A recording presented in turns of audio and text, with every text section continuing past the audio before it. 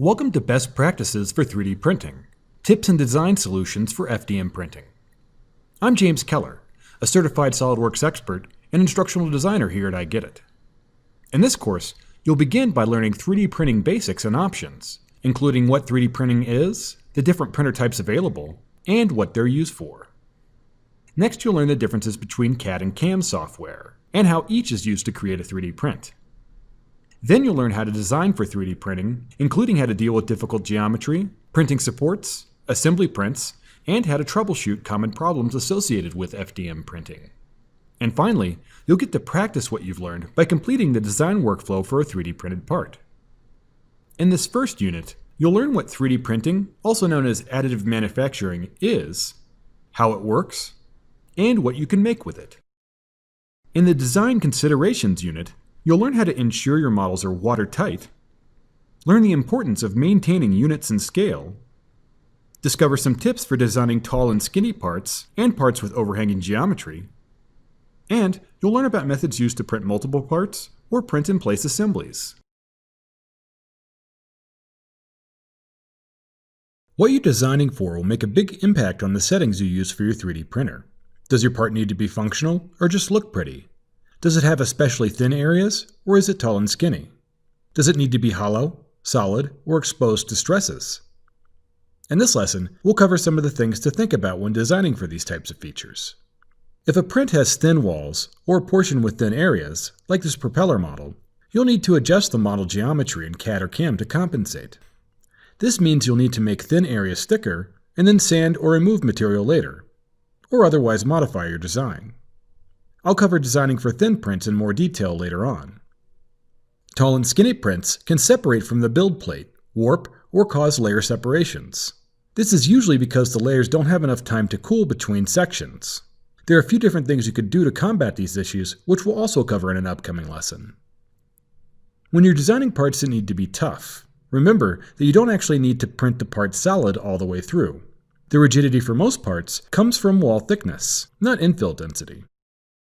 If you find that you must print completely solid, you might encounter problems if there's not enough space for excess plastic to flow, like clogging an extruder head, for example. Try changing the extruder flow rate to a little less than 100% to prevent these types of problems if they occur. If your print is meant to deal with stresses, like this press clip for example, you'll need to ensure the print layers are oriented in a way that they will not separate under strain. If I print the clip in this orientation, the pressure on the clip arms will most likely cause them to snap or break off between the layers.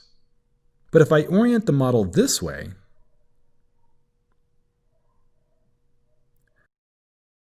the pressure on the arms will be perpendicular to the print layers, making it much more robust. We'll talk more about designing for durability later. And lastly, when you're designing a model that needs to be hollow, or open at one end, like a vase, there are a few things to consider. Let's take a look at this basic vase model in CAM. Even though I've modeled it with 3mm thick walls, you can see that when I look at different section views, the wall gets thicker where the slope is greater. This would result in a print wall with varying thicknesses, requiring more infill in some areas than others. Now this may or may not be a concern, but if I model the vase as solid rather than hollow, there are a few things I can do to give it a consistently thick wall in CAM. First, I can set the wall thickness to 3mm in Cura, change the top layer count to 0, and then use an infill of 0. You can see the slicer now generates the model with sections that are consistently 3mm thick parallel to the base. I can also search for and activate the setting Spiralize Outer Contour. The vase will now be printed using a continuous helical path to create walls only one extrusion thick. Note that this option only works with parts that contain fairly modest overhangs or sloping. So as you can see, considering what your design will be used for before you print can save you time, material, and frustration. One of the more important things to remember if you want your models to print correctly is to ensure that they're watertight, or manifold. This means that they must have a completely contiguous outer surface to create a definable volume. If there are holes or missing portions on a model surface, your CAM software might not be able to generate printable geometry. Let's illustrate this concept in SOLIDWORKS with a 2D sketch. When I draw a circle, the inside is shaded to let me know the circle is closed geometry. I can then extrude the circle into a cylinder because the circle has a definable area. But if I go back and trim a portion of the circle away, the solid geometry can no longer be created because there's no definable area to extrude. Looking at the Stanford bunny model, I've removed some of the faces on the bottom and ear to create a non-manifold design. When I open the STL version and grab CAD Print, you can see that an error is detected, and the program previews a possible solution for patching the hole. I'll go ahead and attempt to repair the model. The repair works, and the print previews successfully. But if the missing geometry is on the ear, patching in CAM doesn't give me the result I'm looking for. I'll need to go back and fix these missing faces in CAD to get the geometry I need. Note that many CAM programs can still resolve print errors like this one, though. Cura generates the model slices correctly regardless of the missing faces, automatically applying a patch. And GrabCAD Print still generates the model slices without patching the holes as well. Though you can see the ear would print pretty erratically in this case. When you design a model in CAD, you'll have to define the model's unit system. There are two basic systems to choose from: metric or imperial. The metric system uses millimeters, centimeters, and meters, whereas the imperial system uses inches and feet. When you export a design using common 3D printable formats, such as an STL, these unit definitions are not saved with the file. Basically, 1 unit in CAD equals 1 unit in CAM. So when you import an STL into your slicer program, it needs to know if a given unit is a millimeter or an inch. And there's a pretty big difference between the two. The problem is that many CAM programs, including Cura, only use the metric system. Though GrabCAD Print does provide the option to change your unit system if you'd like. Just be aware that the majority of CAM products use the metric system by default. Only the US, Liberia, and Myanmar still officially use the imperial system today. Looking at this example model in SOLIDWORKS, you can see that even though it was modeled using millimeters, I can still define its units as inches when I export as an STL. But this doesn't actually apply a different unit system, it just scales the model down. Back in Cura, I've already imported the original version of this model, but when I import the STL I just saved using inches, you can see there's quite a big. Creating prints with thin areas can be problematic at times. Even if the majority of your print is thick enough to include the shell wall, there may be regions of the part too thin for the 0.8 or so millimeters it takes to do so. Think of models that taper, like a feather, or maybe character models that have loose clothing blown by a gust of wind. This model of a propeller prop is a good example of what I mean. It has a thick base, but narrows down to a thin blade along its edge. You can see that large portions of this model simply won't be able to print because they're narrower than the extrusion thickness. There are basically two different solutions I can employ to fix this. The first is by activating a hidden setting in Cura called Print Thin Walls, which I can search for to activate. This takes care of most of the areas that wouldn't print before, but still leaves me with a few gaps.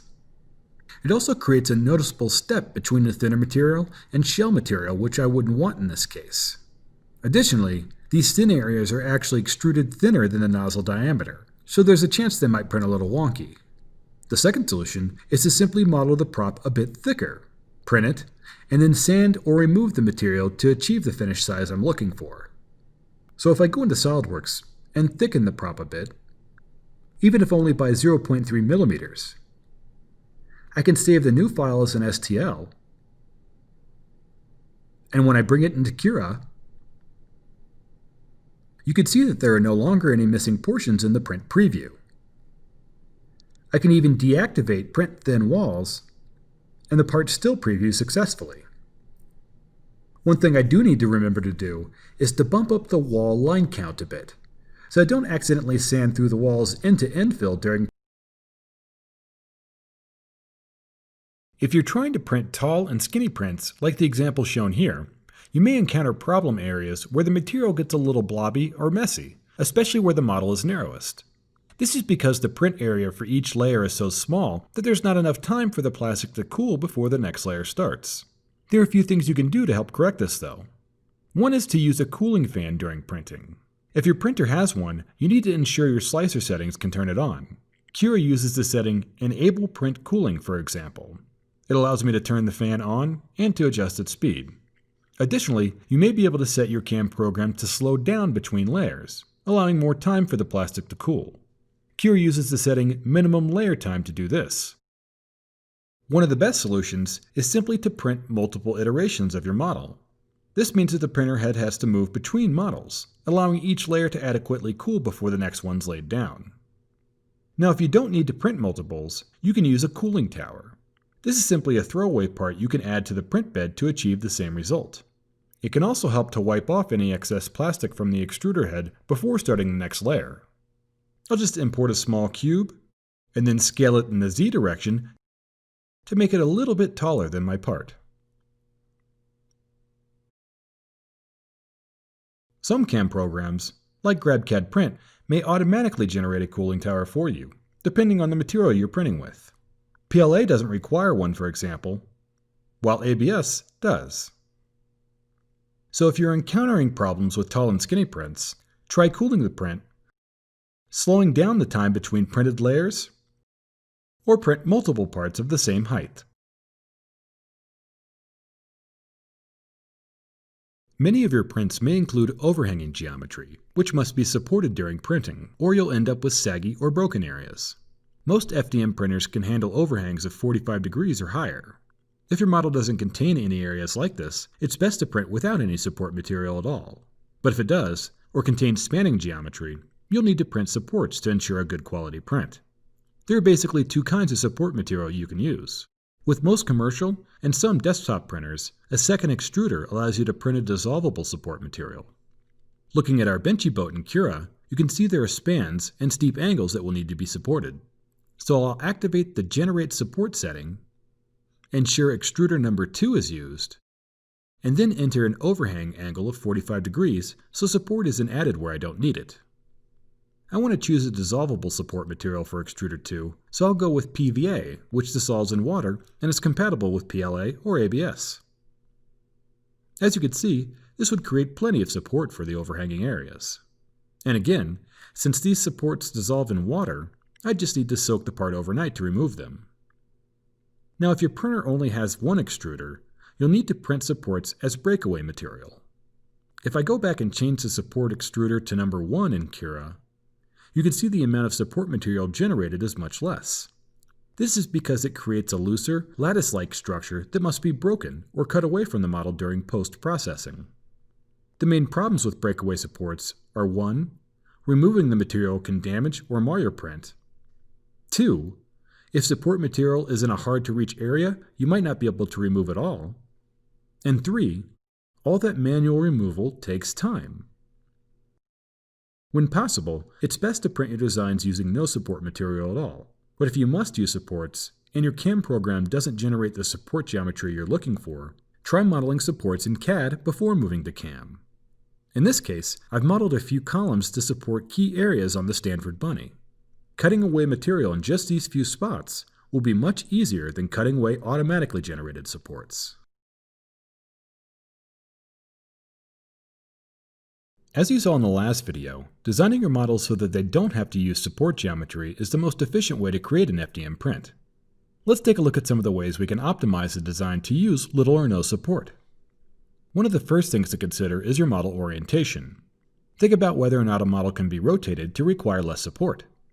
Looking at this bench example, printing it in the default orientation would require a lot of support material. But if we simply rotate the model 180 degrees, it now requires pretty much no support material at all. Adding fillets or chamfers to overhanging geometry is another way to eliminate support material. In this example, one coupling is designed with a chamfer supporting its flange, and the other is not. You can see how support material is generated for the coupling without the chamfer, while the one with the chamfer geometry doesn't require supports at all. This small detail doesn't change the function of the part, but makes it much easier to print. Utilize bridges. Most FDM printers can print bridges between small gaps, around 20 millimeters or so, depending on the print speed and filament temperature. The first few layers of a bridge might be a little droopy if it's on the large side, but the savings in time and material can be worth it. And finally, cutting up a design into multiple parts can also allow you to print without using supports. This brake rotor design, if printed as a whole, would require a good amount of support material. But if I cut it into 3 separate parts that can be easily glued together after printing, you can see that no supports are needed at all. So when you want to optimize your FDM prints by eliminating support material, remember to think about model orientation, adding fillet or chamfer geometry, utilizing bridges, or breaking up a design into multiple parts.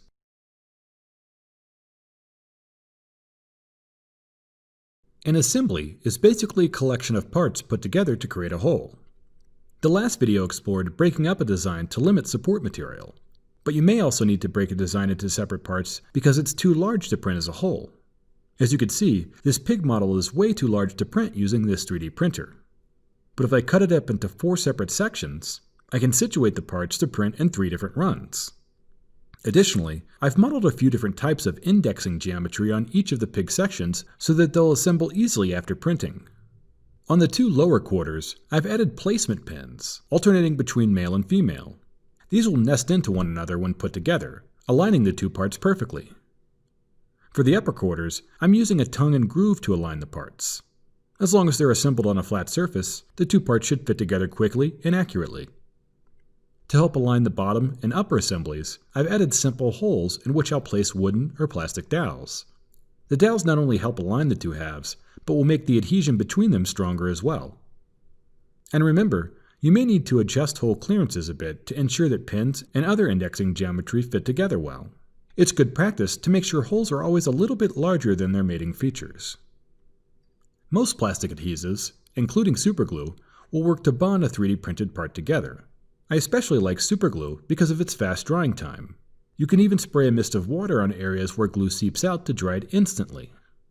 Other plastics, like ABS, can be chemically welded together using acetone, or using an ABS acetone solution as glue. You can also assemble printed components mechanically. Press or friction fits can allow you to assemble and disassemble parts as needed.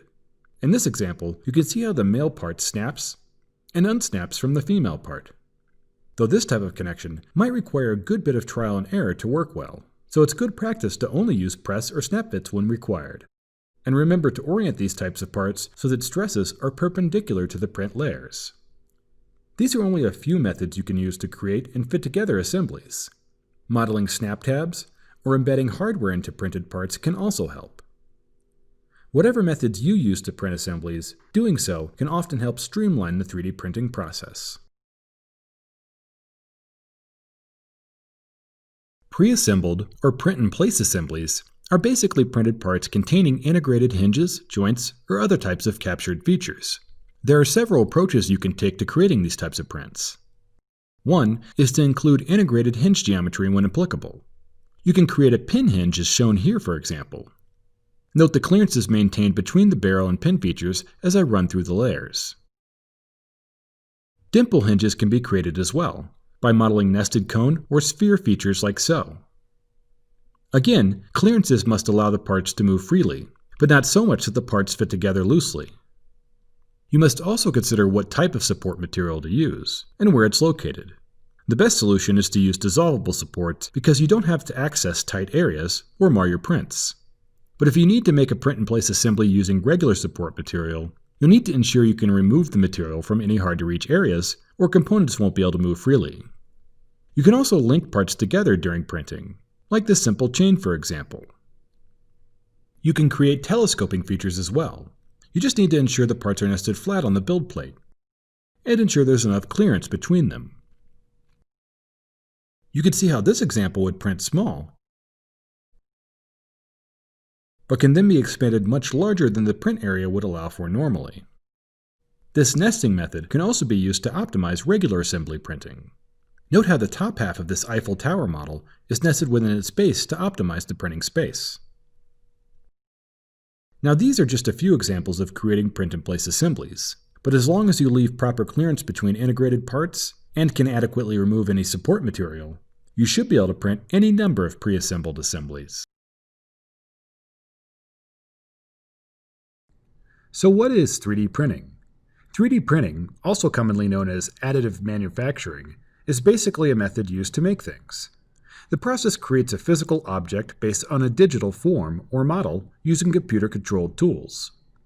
When you look at a common 2D printer, you can see that the head moves left to right to lay down ink as a page moves up or down, creating an image. 3D printing adds another dimension to this process, adding upon successive 2D layers to create a 3D object, hence the term additive manufacturing. But instead of laying down ink, 3D printing uses more solid materials, like plastics, to create an object. And just as an inkjet printer deposits ink onto a paper through a printhead, a 3D printer extrudes material through a heated nozzle, creating individual 2D sections that stack to make a three-dimensional form. Now, the entire process is a little more complex than this, but as long as you understand these basics, you'll end up learning a lot from this course. In the next lesson, we'll look more closely at 3D printing, how it works, and the types of things you can create with it. In this workshop, you'll start by reviewing an existing CAD design for errors. Then you'll export the model to CAM, make a few changes, troubleshoot any additional errors, and then finish by saving the completed CAM file. Then if you'd like, and if you have access to a 3D printer, you can print the completed model. So what are the steps required to bridge the gap between your idea and an actual 3D printed object? First, you're going to need to create a digital file in CAD. CAD stands for Computer-Aided Design Software, and in this course, I'll be using SOLIDWORKS for my CAD program. There are a wide variety of 3D CAD programs on the market to choose from, including open-source programs like Onshape that can be downloaded for free. Any of these programs can be used to create a 3D print. One of the example models I'll be using in this course is called the 3D Benchy Boat. It was developed specifically for testing and benchmarking 3D prints in 2015 and can be downloaded for free. The download package also contains a PDF listing several data points you can check against to ensure the model prints as expected. Another common model used to test 3D printing is the Stanford Bunny, a computer graphics 3D test model developed in 1994 at Stanford University. Once you've completed a CAD model, it needs to be saved or exported as a 3D printable format. I'll go ahead and export my Benchy Boat as an STL, or stereolithography file. STL is the most common 3D printing format because it uses mesh data to define the model. You could think of a model mesh as a netting of different sized triangles connecting to create a 3D form. Here's an example of a simple mushroom shape using both coarse and fine meshes. You can see how the different triangles connect to create the model. Fewer triangles make a more faceted form, and more triangles make a much more refined form. As you can see, my Benchy Boat contains a pretty high level of mesh detail, so the resulting print should be fairly smooth. It's also important to note that STLs do not contain color data. Look for X3D, WRL, or Ply file types to print in full color. Note that you'll need a dual filament or POLYJET printer to print multicolored prints. I'll be focusing on single color FDM prints for the remainder of this course, but the lessons would apply to multicolor FDM prints as well. Once your CAD model is fully defined and exported, it's time to move on to CAM. CAM stands for Computer-Aided Manufacturing and refers to any type of program that converts geometric design data into instructions a machine, like a 3D printer, can follow. I'll mostly be using Cura and a little bit of GrabCAD Print for the CAM programs in this course. Both are open source programs available for download. CAM programs for 3D printing are also known as slicers because they generate 2D slices which are then stacked to create a 3D object. This can be done using a variety of methods when printed. Some use lasers to cure resin or harden a powder. Others use thin layers of ink-like materials to create full-color, high-res 3D prints, and others extrude plastic through a hot nozzle, like the FDM prints we'll focus on in this course. Looking at our Benchy Boat in CAM, we can preview the model in both a 3D model view and in a sliced model view, showing you how the material will be extruded to create the print. You can see that each layer is built up upon the last to create the physical part. And you can also preview how each individual layer is filled. Once I'm satisfied with the slicer preview, I can click Print to send the coding required, known as G-code, to my printer, and the 3D print is created. The time it takes to complete the print can vary widely depending on your print settings and materials, but many slicer programs will provide you with an estimate based on your choices. You can make all types of physical products using 3D printing. ranging from prototypes to finished consumer products. And where traditional manufacturing methods were often limited, like dealing with undercut geometry, for example, 3D printing allows you to create nearly any form or shape imaginable. 3D printing is still primarily used for prototyping, but can be useful in any industry dealing with a digital workflow, like architecture or even character modeling.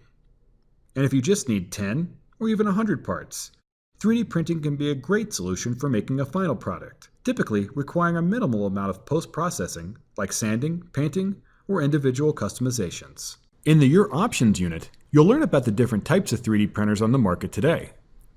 Discover how fused deposition manufacturing works specifically, and you'll learn about the different types of build plates you can use for 3D printing.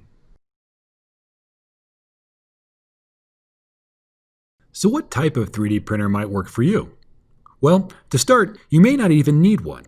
3D printing service bureaus can be a great option if you only need a few prints made or want to access a wide variety of printing technologies and materials.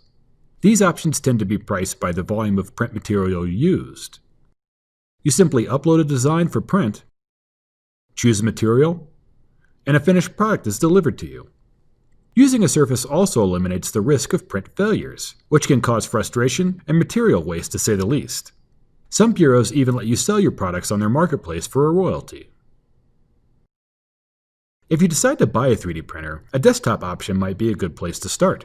They're usually affordable compared to commercial printers and can range from a few $100s for build-it-yourself kits to a few $1,000s for more professional models. Keep in mind that even though desktop printers fit well in a home or office, the size of their prints may be limiting. Professional 3D printers give you the widest flexibility of printing technologies and materials, ranging anywhere from a few $1,000s to several $100,000 in cost. Let's take a look at some of the more popular printing technologies. Stereolithography, or SLA, was the first 3D printing technology and is still used today. The process uses a vat of liquid resin in combination with a laser. The laser hardens the surface layer of the resin one cross-section at a time, lifting the part as each consecutive layer is hardened. This process is used in both high-end commercial machines and in desktop machines, like the popular Formlabs printers. One of the best aspects of stereolithography is its ability to create highly detailed designs. These prints can then be used to create molds for production runs, or used to create one-off parts using special materials. So if print resolution is what you're after, SLA might be the solution you're looking for. But remember, the higher the resolution of a 3D print, the longer it takes to print. Selective laser sintering, or SLS, also uses a vat of material to create prints, although the material used is a granular vinyl powder rather than a liquid resin. A laser moves across the surface of the powder, sintering or hardening a cross-section of the print. The vat then lowers slightly before a new layer of powder is brushed over the hardened layer to create the next cross-section. This process is repeated until an entire object is printed. SLS is also one of the most economical methods of 3D printing because you can reuse unhardened powder, and there's no need to print support structures. The vat of powder supports itself as the print develops. When a print is complete, the parts are simply scooped out of the vat and excess material is either blown or brushed away. SLS prints are typically white with a slightly rough and porish finish to them. And because they're vinyl, thin features remain flexible and tough, while thicker features are durable and robust. You can even add color by dyeing a finished print. SLS isn't limited to vinyl either. Metal and ceramic powders can be sintered to produce objects as well.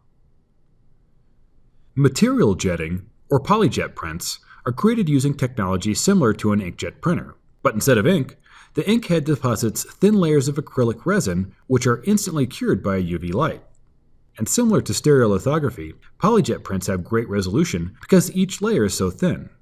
But unlike SLA prints, POLYJET prints can be created in a wide array of colors and textures because a variety of plastic resins can be deposited using the same print head.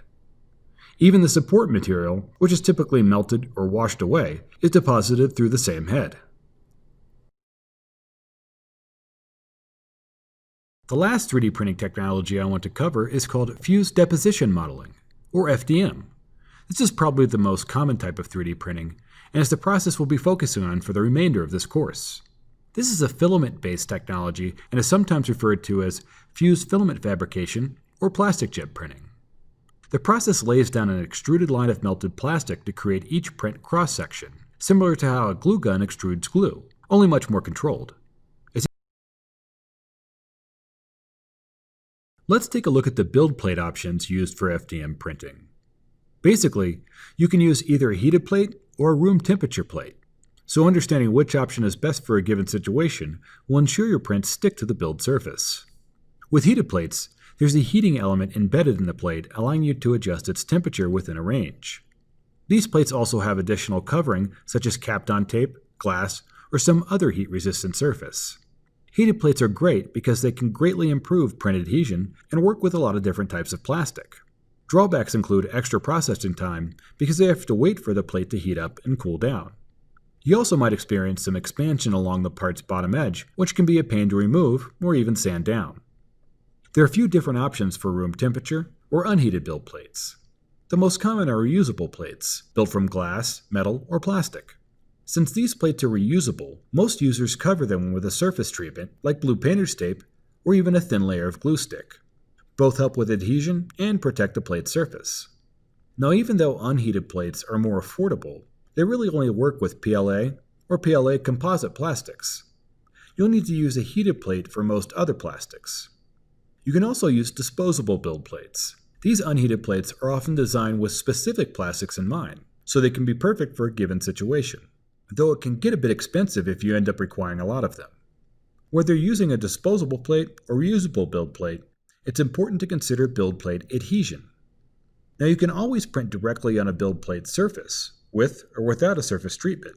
This option is fast, doesn't require much cleanup, and produces a smooth bottom on your print. On the other hand, you may experience some corner lifting with this option, especially in the thinner areas. To help, you can print a border around the base of your print to flesh out any problems early in the printing process. With a skirt, a single line is printed around the perimeter of the part first. This can show you if the build surface is level and allows for adjustment before printing if needed. A brim is similar but extends the first layer of your part outward to help it stick, reducing the chances of corner lifting or warping. You do have to trim the brim away once your print is complete, though. If your CAM program doesn't have these options, you can always model your own helper geometry in CAD. This lets you limit material use and focus on problem areas as well. You can see here that I've added a few small extrusions around some problem areas on this model, about 0.4 millimeters or a single print layer high. This will help to ensure those areas adhere to the build plate. I'll just have to trim them away later. If you're still experiencing corner lifting or warping, or your build surface is slightly uneven, try printing on a raft.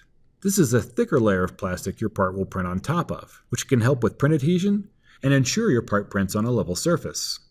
The big drawback with a raft is that it requires a lot of post-print cleanup that can mar the bottom of your print.